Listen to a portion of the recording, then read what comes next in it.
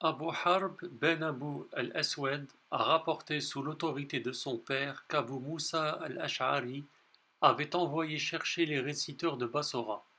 Ils vinrent à lui et ils étaient au nombre de 300. Ils récitèrent le Coran et il dit: Vous êtes les meilleurs parmi les habitants de Bassora, car vous êtes parmi les réciteurs. Alors continuez à le réciter, mais prenez garde que votre récitation pendant une longue période n'endurcisse vos cœurs, comme l'ont été les cœurs de ceux qui vous ont précédés.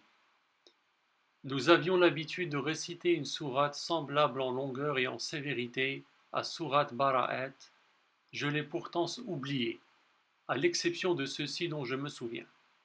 S'il y avait 2 vallées pleines de richesses pour le fils d'Adam, il désirerait une troisième vallée, et rien ne remplirait l'estomac du fils d'Adam sauf la poussière. Et nous avions l'habitude de réciter une sourate semblable à l'une des sourates de Moussa Bihat, et je l'ai oubliée. Je me souviens de ceci. Ô gens qui croient, pourquoi dites-vous ce que vous ne pratiquez pas? Et qui est marqué sur vos coups en tant que témoin contre vous, et vous serez interrogés à ce sujet le jour de la résurrection. D'après le hadith 1050 de Muslim. Ainsi donc, d'après ce hadith de Muslim, il y a 2 sourates qui faisaient partie du Coran et qui ont été oubliées.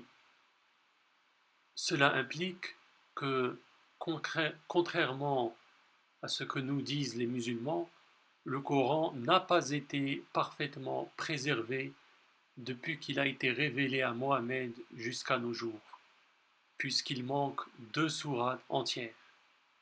Car en effet, si on cherche le verset mentionné dans ce hadith, que je relis, s'il y avait 2 vallées pleines de richesses pour le fils d'Adam, il désirerait une troisième vallée, et rien ne remplirait l'estomac du fils d'Adam sauf la poussière.